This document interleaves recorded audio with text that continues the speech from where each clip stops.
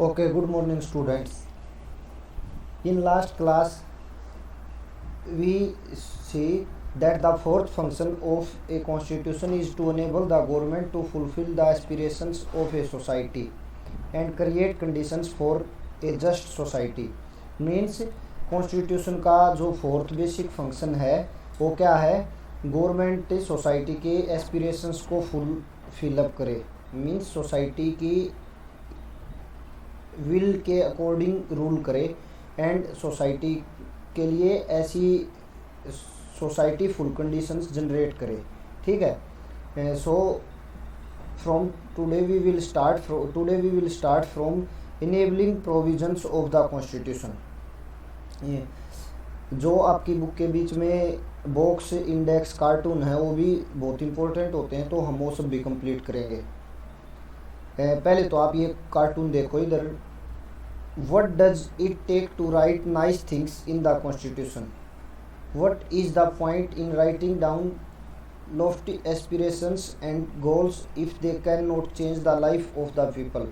Means ये कह रहा कि आपको ये सोचना है कि जो इतनी अच्छी अच्छी बातें कौन कौन सी हैं जो कॉन्स्टिट्यूशन में लिखी गई हैं, और ये सारी बातें किस वजह से लिखी जाती हैं जिससे कॉन्स्टिट्यूशन लोगों की लाइफ को सुधार सके. ठीक है, मतलब उसका मेन एम किस तरह से सेट होता है लोगों की लाइफ को चेंज करने से related. Now from this side, enabling provisions of the constitution means constitution में जितने भी प्रोविजंस, रूल्स, रेगुलेशंस लिखे हुए हैं वो किस बेस पे कैसे लिखे हुए हैं और उनका क्या मोटिव है. Constitutions are not only rules and regulations controlling the power of government. मतलब कॉन्स्टिट्यूशन केवल एक ऐसी चीज़ नहीं है जो गवर्नमेंट के ऊपर ही या उसकी गवर्नमेंट की पावर्स के ऊपर ही कंट्रोल करती है. They also give powers to the government for pursuing collective good of the society. ये फोर्थ पॉइंट जैसा ही है कि वो गवर्नमेंट को वो पावर भी देती है जिस पावर से गवर्नमेंट सोसाइटी का भला कर सके. ठीक है. Constitution of South Africa assign many responsibilities to the government. It wants the government to take measures to promote conservation of nature, make efforts to protect persons of groups subjected to unfair discrimination. अब ये कह रहा है जैसे for example if we see the constitution of South Africa, you can see that the South African constitution try to make efforts to protect persons or groups subjected to their unfair discrimination. मतलब south Africa में किसी भी इंसान के साथ किसी भी आधार पर कोई डिस्क्रिमिनेशन, भेदभाव होता है तो वहाँ का कॉन्स्टिट्यूशन उसको गवर्नमेंट को ताकत देता है कि वो अपने कॉन्स्टिट्यूशन के अकॉर्डिंग इस भेदभाव को रोक सके, ख़त्म कर सके. And provides that the government must progressively ensure adequate housing to all. वहाँ गवर्नमेंट का काम है कि सभी को एक अच्छे रहने के लिए घर हों, सब लोगों के पास हेल्थ केयर, ETC सबके पास अच्छा स्वास्थ्य हो, सबकी देखभाल हो, ये सब गवर्नमेंट करेगी. In the case of Indonesia, अब एक नेक्स्ट एग्जांपल दे रखा है कि इंडोनेशिया के कॉन्स्टिट्यूशन में क्या है. वहाँ के कॉन्स्टिट्यूशन में एजुकेशन सिस्टम, गवर्नमेंट को सभी बच्चों को एजुकेशन देनी होती है, इस तरह का प्रोविज़न है. ठीक है. ये मतलब ये समझाने की कोशिश कर रहा है कि कॉन्स्टिट्यूशन क्या क्या करता है किसी कंट्री में. Fundamental identity of A people. Finally the perhaps even most importantly a constitution express the fundamental identity of a people. मतलब किसी देश का संविधान उस देश के लोगों की बेसिक आइडेंटिटी प्रोवाइड करवाता है उनको. ठीक है. This means the people as a collective entity come into being only through the basic constitution. मतलब लोगों की एक पहचान, पूरे समूह की पहचान कॉन्स्टिट्यूशन के अकॉर्डिंग होगी. It is by agreeing to a basic set of norms about how one should be governed. मतलब उस कॉन्स्टिट्यूशन के एक बेसिक सेट है जिसके आधार पर गवर्न मतलब किस तरह से शासन किया जाएगा. And who should be govern that one forms a collective identity. और उस समूह को कौन गवर्न करेगा, कौन उनको मतलब किस तरह से जो शासन हो रहा है उसको कौन देखेगा. One has many sets of identities that exist prior to a constitution. एक इंसान की कॉन्स्टिट्यूशन के अकॉर्डिंग बहुत सारी आइडेंटिटीज भी हो सकती है, but by agreeing to certain basic norms and principles. One constitution one's basic political identity. एक किसी इंसान की पॉलिटिकल राजनीति के पहचान हो सकती है कॉन्स्टिट्यूशन के अकॉर्डिंग, पहली बात, ठीक है। मीन्स कॉन्स्टिट्यूशन के अकॉर्डिंग कौन पॉलिटिक्स में जा सकता है, उसके लिए क्या प्रायोरिटीज़ होंगी। जैसे फॉर एग्जांपल 18 साल से ऊपर के सभी इंडियन सिटीजन वोट दे सकते हैं, एक पहचान ये हो गई। Second, constitutional norms are the overarching framework within which one pursue individual aspirations, goals and freedoms. दूसरा, कॉन्स्टिट्यूशन के अकॉर्डिंग हमारी पहचान है कि हम सब की एस्पिरेशंस, हम सब के गोल्स और हम सब के फ्रीडम हमारा कॉन्स्टिट्यूशन हमें प्रोवाइड करवाएगा। The constitution sets authoritative constraints upon what one may or may not. हम क्या कर सकते हैं या क्या हो सकते हैं या क्या नहीं कर सकते, क्या नहीं हो सकते, ये कॉन्स्टिट्यूशन डिसाइड करेगा। It defines the fundamental values that we may not trespass. यह कॉन्स्टिट्यूशन ये वैल्यूज डिफाइन करेगा कि हम किन चीज़ों को नहीं कर सकते, ठीक है। So the constitution also gives one A moral identity. इसलिए कॉन्स्टिट्यूशन के अकॉर्डिंग लोगों की एक नैतिक पहचान भी है। नैतिक मतलब मोरल, मतलब जो हम सोसाइटी में कर सकते हों वो चीज़ें मोरल मानी जाती है, ठीक है। Third and finally, it may be the case that many basic political and moral values are now shared across different constitutional traditions. अब थर्ड जो पॉइंट होगा, ये कॉन्स्टिट्यूशन, ये पॉलिटिकल और अब हमारी जो मोरल वैल्यूज हैं, ये आप मतलब दोनों अलग अलग कॉन्स्टिट्यूशन के ट्रेडिशन के अकॉर्डिंग अलग अलग हो सकती हैं, सभी के अक्रॉस जो बढ़ती हैं, ठीक है ना। तो मैं यहाँ पर 1 मिनट के लिए आपके ये 3 पॉइंट बेसिक जो हैं इनको अंडरलाइन कर देता हूँ ताकि आप इसको अच्छे से देख सको।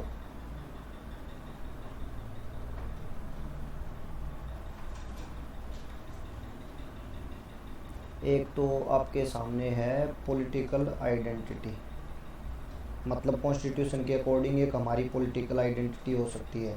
सेकंड हो सकती है कोई भी इंडिविजुअल अपने फ्रीडम, गोल्स और एस्पिरेशंस को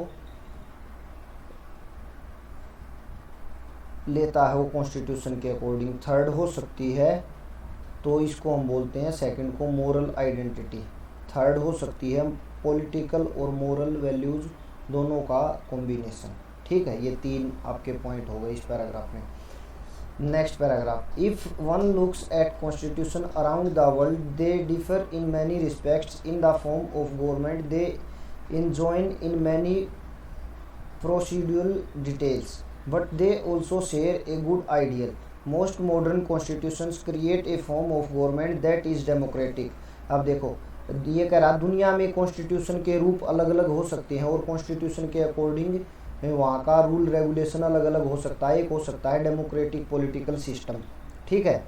डेमोक्रेटिक पॉलिटिकल सिस्टम क्या होता है, जिसमें लोगों, government is by the people for the people end of the people, मतलब सरकार लोगों से बनती है, लोगों से चलती है और लोगों के द्वारा बनाई गई है और लोगों के लिए काम करती है। इस तरह की, जैसे हमारे देश में वोट देते हैं लोग, जिसको लीडर चुनते हैं वही इंसान फिर रूल करता है, ऐसे ही प्राइम मिनिस्टर बनता है, ऐसे ही किसी स्टेट का चीफ मिनिस्टर बनता है, ठीक है। Most claim to protect certain basic rights, but constitutions are different in the way they embody conceptions of natural identities. Most nations are an amalgamation of a complex set of historical traditions. They weave together the diverse groups that reside within the nation in different ways. For example, German identity was constituted by being ethnically German. अब ये कह रहा है कि हर एक constitution के according देश के नागरिक किस तरह से की आइडेंटिटी उनकी होगी वो अलग अलग हो सकती है। एग्जांपल के लिए जर्मन लोगों की क्या आइडेंटिटी है, उनकी इथनिसिटी मीन्स उनकी नस्ल जर्मन है, ठीक है। जैसे हमारे यहाँ पर इथनिसिटी की बात करोगे तो एक जो लैंग्वेज बेसिस ग्रुप हैं इंडिया में 4, जैसे साइनो तिब्बतियन, ये आपको बाद में ज्योग्राफी में भी समझ में आ जाएगा। इथनिसिटी का मतलब होता है वंश के आधार पर, नस्ल के आधार पर, जैसे कास्ट के आधार पर हो जाता है, रिलीजन के आधार पर होता है, ऐसे ही इथनिसिटी वंश के आधार पर। The constitution gave expression to this identity. The Indian Constitution, on the other hand, does not make ethnic identity a criteria for citizenship. Different nations embody different conceptions of what the relationship between the different regions of a nation and the central government should be. अब कह रहा है India के constitution में identity ethnicity के आधार पर नहीं है, ठीक है, तो हर एक देश में अपनी आइडेंटिटी अलग अलग बेस पे हो सकती है. This relationship constitute the national identity of a country. अब भारत में क्या होता है, भारत में अलग अलग रीजन की, अलग अलग स्टेट की, सेंट्रल गवर्नमेंट से सबका जो आपस में एक तालमेल है, जो कॉम्बिनेशन है, जो रिलेशनशिप है, उस बेस पे आइडेंटिटी भारत में डिसाइड होती है, ठीक है. ये आपका यहाँ तक हो गया.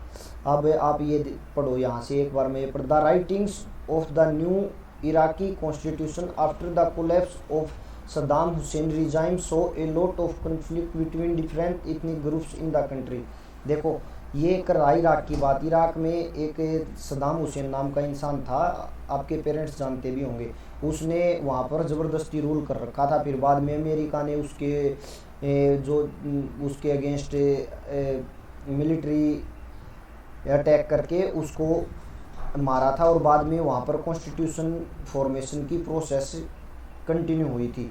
तो जब वो कॉन्स्टिट्यूशन फॉर्मेशन की प्रोसेस कंटिन्यू हुई तो अलग अलग आइडेंटिटी के जो इथनिसिटी के बेस पे वहाँ पर लोग थे, उन सब में आपस में बाद में विरोध होने लगा, झगड़ा होने लगा. What does these different people stand for. अब देखो ये पूछ रहा आपसे कि देखो जैसे हिंदू हिंदू के नाम पर खड़े हो जाएं, ये धर्म की बात कर रहा हूँ मैं समझाने के लिए. मुस्लिम कहें हम मुस्लिम कंट्री बनाएंगे, हिंदू कहें हम हिंदू देश बनाएंगे, कोई स्टेट कहे नहीं हम तो ईसाई कंट्री बनेंगे इंडिया से अलग होकर, इस तरह का झगड़ा होने लग जाए तो इसको कहते हैं. ऐसे ही इथनिसिटी होती है, वंश के बेस पे जो अलग अलग वंश के लोग आपस में एक दूसरे से लड़ रहे हैं, वो बात पूछ रहा है आपसे. Compare the conflict despite here with that deficit in earlier cartoons for the European union and India. अभी ये कह रहा है कि यूरोपियन यूनियन और इंडिया के जो अलग अलग आपके कन्फ्लिक्ट हैं वो बताओ. जैसे इंडिया में क्या कन्फ्लिक्ट है, एक नक्सलिज्म है, कन्फ्लिक्ट है. नागालैंड के कुछ ग्रुप्स हैं जो बार बार अपनी फ्रीडम की मीन्स अलग कंट्री की डिमांड करते हैं. वो चाहते हैं कि हम अपना एक अलग, जैसे नागा लिबरेशन फ्रंट के नाम से एक ग्रुप है जो बार बार वहाँ पर विरोध करता है और कहता है कि नागालैंड को अलग कंट्री बनाएंगे.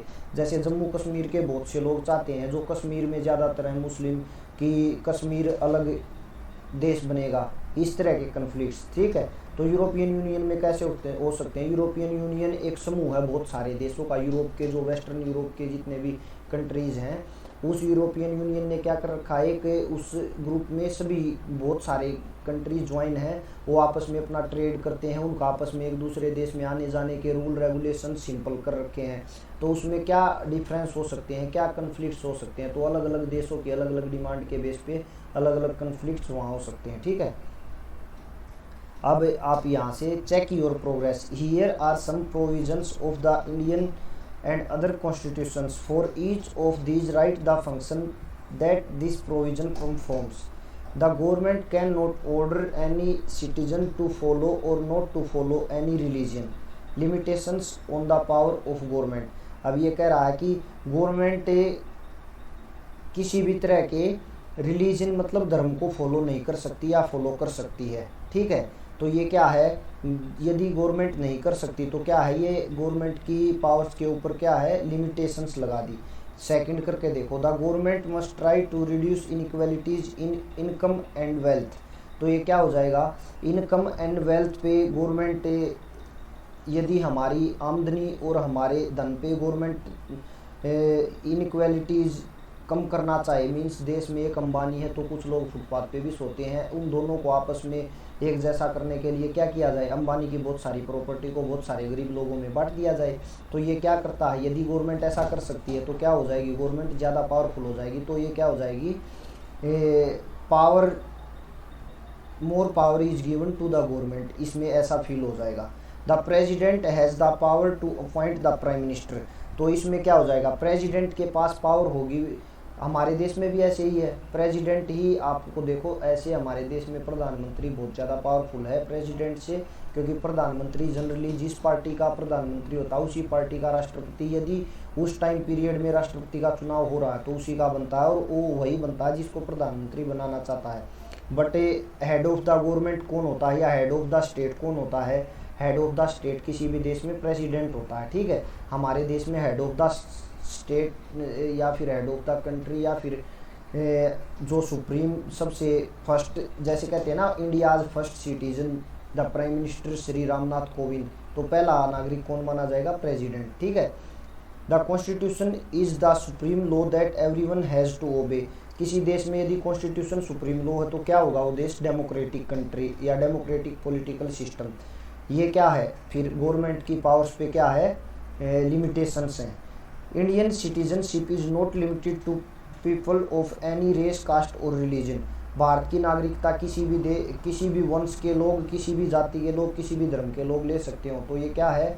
ये अभी जैसे CAA citizenship amendment act, NRC पे जो डिबेट चल रही थी, आप थोड़ी बहुत न्यूज़ देखते हो तो यही है। उसमें क्या किया गया है, 6 धर्म के लोगों को जो 5 साल से भारत में रह रहे हैं उनको इंडियन सिटीजनशिप दे दी गई है, बट उसमें मुस्लिम शामिल नहीं है।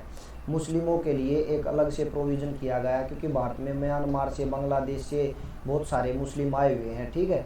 तो उनको जो अलग प्रोविज़न दिया गया है, उनको दिया गया कि आप विद इन 15 ईयर्स, वो 15 साल में भारत के नागरिक बन सकते हैं, 15 साल तक यहाँ। तो उसके अगेंस्ट ही मुस्लिम समूह क्या कर रहा था? हमारी अभी प्रेजेंट जो गवर्नमेंट है BJP, उसके अगेंस्ट प्रोटेस्ट कर रहे थे, ठीक है। ऐसे होता है, ये सब आपको सोचने हैं, ये इसलिए दे रखे हैं ये। चलो आज की आपकी क्लास है, नोट्स मैंने भेज दिए हैं संडे को आपके ग्रुप में, इस चैप्टर के पूरे आपको वो भी पढ़ने हैं। वो नोट्स पढ़ने का क्या फ़ायदा आपको? वो सिंपल लैंग्वेज में पूरा चैप्टर की एक ब्रीफ डिटेल समझ में आ जाती है। बाकी चैप्टर लाइन बाय लाइन पढ़ने से और आपको लेक्चर सुनने से और अच्छे से समझ में आ जाता है, ठीक है।